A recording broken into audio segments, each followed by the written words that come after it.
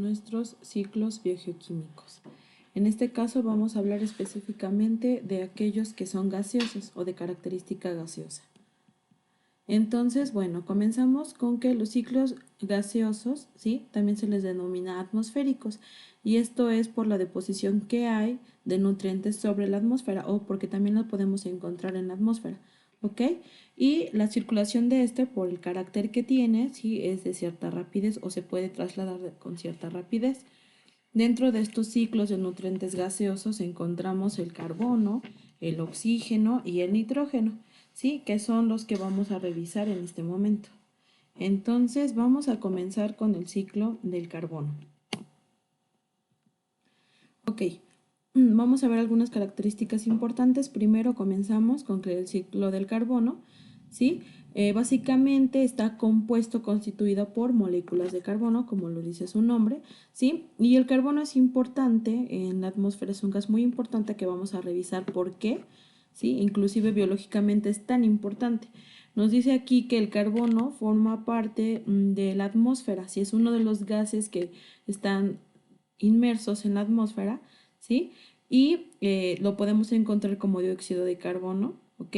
Y este lo podemos encontrar de 0.3 a 0.4% en la atmósfera, ¿ok?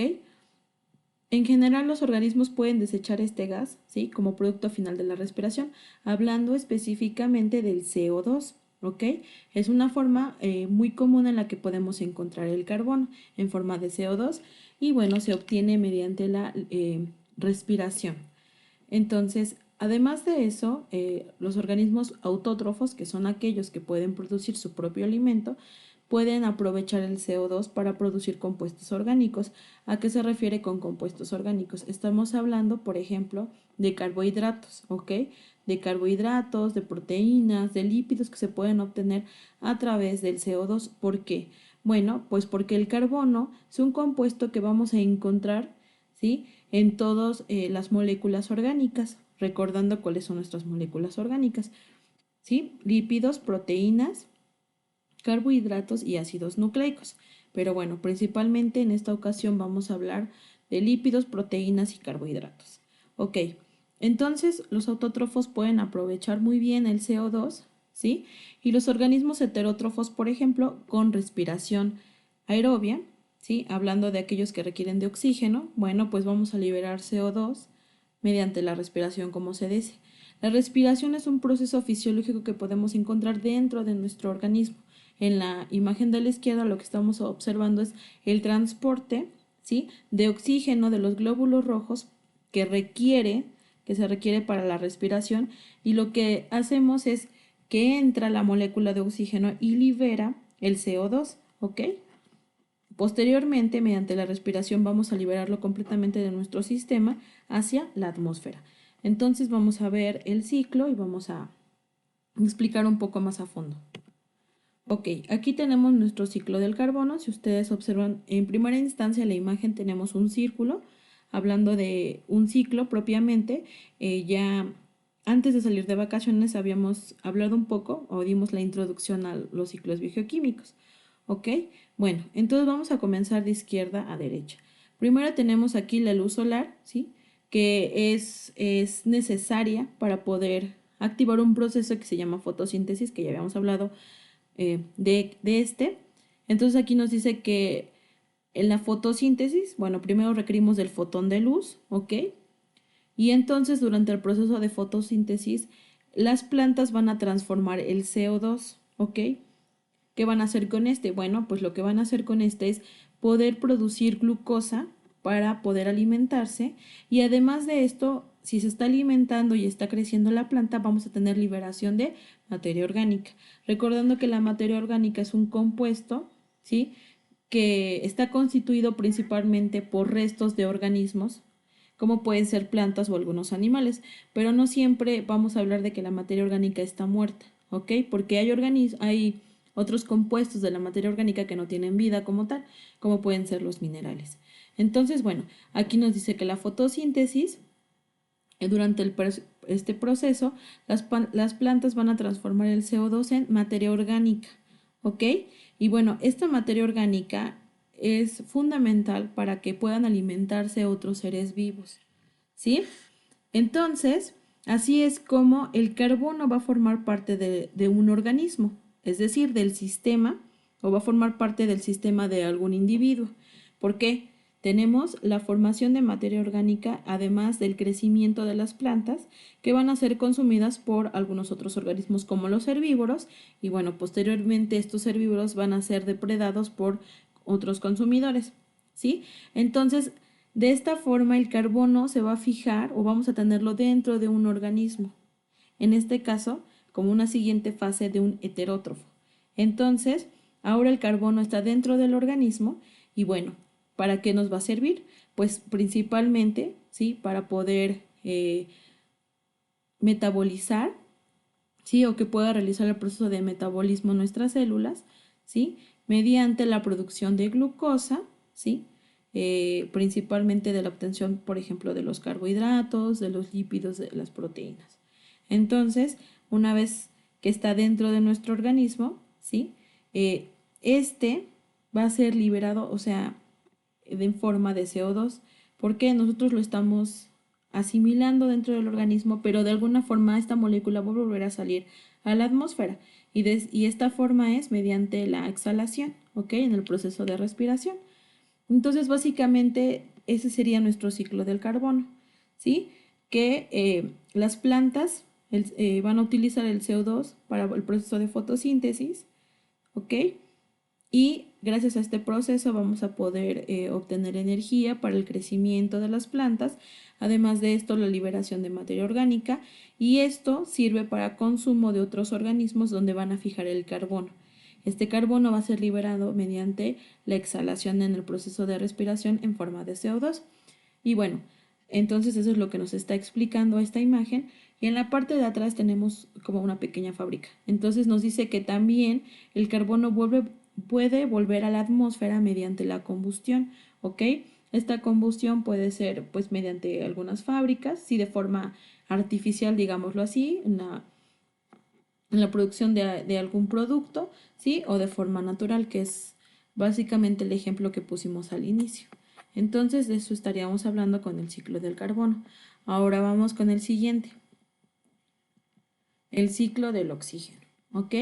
Entonces vamos a comenzar. Nos dice que el oxígeno participa en el 21% de la composición total de los gases en la atmósfera, ¿sí? Entonces, en el caso del oxígeno estamos hablando de un porcentaje mayor. Y aquí nos dice que todos los organismos aerobios en el medio terrestre van a respirar. Entonces, los organismos aerobios son aquellos que están utilizando el oxígeno para procesos metabólicos, ¿sí? Y entonces, uno de estos procesos que son indispensables en las células es la respiración, ¿ok? Mientras que organismos que no son terrestres, que son completamente acuáticos, van a obtener el oxígeno mediante gases disueltos, ¿sí? En el agua, ¿ok? Bueno, y aquí nos dice, además de eso, que los seres vivos podemos liberar el oxígeno a través de la transpiración o la sudoración, ¿sí? Entonces lo estamos asimilando al momento de respirarlo y podemos liberarlo a la atmósfera mediante el proceso de transpiración. Ahora nos dice que las plantas, mediante el proceso de fotosíntesis, están liberando oxígeno, ¿ok? Y de igual forma, la materia orgánica que se produce va a liberar oxígeno. Entonces vamos con nuestro ciclo. Aquí esta imagen, antes de pasar a la siguiente diapositiva, estamos observando del lado izquierdo, por ejemplo, que en el proceso de fotosíntesis está absorbiendo CO2. Recuerden que, bueno, que es carbono y dos moléculas de oxígeno. Entonces estamos introduciendo oxígeno, ¿sí? Pero también durante el proceso de fotosíntesis vamos a liberar el oxígeno. El carbono se queda y el oxígeno se libera, ¿sí? Y los organismos heterótrofos van a requerir del oxígeno para poder hacer el proceso de respiración y en el mismo proceso de respiración vamos a liberar nuevamente el oxígeno en forma de CO2. Entonces es un poco parecido al ciclo del carbono. Entonces tenemos nuestra imagen. Vamos a ir de izquierda a derecha, ¿ok? Entonces tenemos aquí, ¿sí? primero que la liberación de oxígeno puede ser mediante el proceso de fotosíntesis, ¿ok? Aunado a esto, nuevamente, la planta va a liberar materia orgánica que puede ser consumida por algún organismo heterótrofo. Entonces, aquí decimos que, bueno, estamos obteniendo un producto, ¿sí? Gracias al oxígeno, pero también seguimos con la imagen y tenemos la obtención de oxígeno para la respiración y realizar procesos metabólicos. El oxígeno es indispensable para que una célula pueda funcionar, ¿sí? Si una célula no funciona de forma adecuada, entonces todo nuestro organismo entraría en un shock. Entonces, requerimos el oxígeno para la respiración y para poder realizar algunos procesos metabólicos, ¿sí? Uno de los procesos más importantes también es la obtención de energía, ¿ok? Y finalmente, así como obtenemos el oxígeno para respirar, lo estamos liberando mediante el CO2. Entonces, básicamente, esa sería nuestra explicación del ciclo del oxígeno. Entonces, vamos con nuestro siguiente ciclo, que es el ciclo del nitrógeno. Entonces, vamos a comenzar. Es un poco diferente a los que vimos anteriormente. Nos dice que el nitrógeno se encuentra en la atmósfera y aproximadamente en un 79%, es decir, hay más nitrógeno que podemos encontrar en la atmósfera que de los gases que ya hablamos anteriormente, ¿sí? Es un elemento de suma importancia para los seres vivos, ¿ok? ¿Por qué? Porque participa en la composición de proteínas y de ácidos nucleicos, ¿ok? Además, nos dice que a pesar de que es el gas más abundante, no se aprovecha como un nitrógeno gaseoso, es decir, como una molécula gaseosa, sino como proteínas. Vamos a explicar lo que nos está diciendo esta parte. Fíjense, en medio, o sea, en el lado izquierdo tenemos la descripción, en medio tenemos unas imágenes. Lo que estamos viendo en la parte de en medio es la fórmula general de un aminoácido. Tenemos cómo está constituido, tenemos carbono, tenemos un grupo radical, que bueno, eso es un poco más hablando de química, tenemos un átomo de hidrógeno, tenemos grupos carboxilo y tenemos un grupo amino, ¿sí? Este grupo amino está constituido por 2 moléculas de hidrógeno y una de nitrógeno. Esta es una característica muy importante de los aminoácidos y por eso tienen ese nombre, por el grupo amino, lo cual quiere decir que nuestros 20 aminoácidos esenciales que requerimos para el funcionamiento del organismo tienen nitrógeno. Entonces, a eso es a lo que nos está haciendo referencia. Ahora, otra cosa importante, acuérdense que un conjunto de 10 aminoácidos forman una proteína y las proteínas son fundamentales, ¿ok? Para los seres vivos. Además de eso, si nosotros nos acordamos un poco de algunas clases de biología, vamos a recordar que la producción de proteínas se da durante la transcripción del ADN. Entonces es de suma importancia, no solo como un compuesto orgánico, sino que forma parte, ¿sí?, de los recursos genéticos de un organismo. Y por otro lado tenemos aquí en la imagen de la derecha una doble hélice de ADN que está constituida por bases nitrogenadas. Y si nosotros observamos nuestras bases nitrogenadas, que aquí tenemos citosina, guanina, adenina y timina, vamos a tener que en la composición química de cada una de estas bases nitrogenadas tiene nitrógeno, ¿sí? Entonces, por eso es que nos dice que participa en la composición de proteínas y de ácidos nucleicos, porque tenemos esta molécula tan importante en compuestos de suma importancia y vitales para el organismo. Entonces, vamos a comenzar con nuestro ciclo. Ok, vamos a ir por la numeración que tiene y vamos a ir explicando la imagen. Primero tenemos la parte de inicio que nos dice que el nitrógeno puede estar fijado por algunas bacterias. ¿Ok? Hay bacterias que no requieren de oxígeno para procesos metabólicos, sino nitrógeno, y eso es lo que nos está indicando en esta imagen. Ese tipo de bacterias u hongos que necesitan del nitrógeno para producir moléculas orgánicas. ¿Qué nos quiere decir? Pues que para que pueda producir glucosa para poder sobrevivir, ¿ok? Es como nosotros cuando requerimos el oxígeno. Entonces, fíjense, esa bacteria o esos hongos que requieren de nitrógeno se fijan en algunas plantas y entonces lo que hacen es proveer de nutrientes a esas plantas, ¿sí? Entonces aquí nos dice que el nitrógeno va a pasar a las plantas en la parte 2 y a los herbívoros y carnívoros, ¿cómo es? Pues porque las bacterias que requieren de nitrógeno en primera instancia se adhieren a las raíces de estos vegetales y entonces el nitrógeno se va a fijar en las plantas. Y bueno, estas plantas van a ser consumidas por herbívoros y por carnívoros, ¿sí? Una vez que son consumidos, este nitrógeno va a pasar a esos organismos que están consumiendo la planta. ¿Y cómo libera un organismo heterótrofo el exceso de nitrógeno? Mediante la orina. Cuando se expulsa la orina, estamos expulsando amoníaco. Entonces, aquí en la imagen tenemos a un conejo que está desechando los restos de nitrógeno y se van nuevamente al suelo. Entonces, el amoníaco llega al suelo, ¿sí? Y va a ser descompuesto nuevamente por otras bacterias. Pero estas bacterias ahora que no tenemos, que ya no tienen la composición química de nitrógeno, sino de amoníaco, van a transformar ese amoníaco en nitritos y nitratos, ¿ok? Y bueno, finalmente estos nitritos y nitratos van a formar parte del alimento, ¿sí? De otros organismos que vivan en el suelo, ¿ok? Y van a ser descompuestos nuevamente. Una vez que son descompuestos los nitritos y los nitratos en el suelo por algunas bacterias, este nitrógeno va a volver a la atmósfera en forma gaseosa. Y así es como nuevamente este nitrógeno va a regresar a la atmósfera, ¿ok?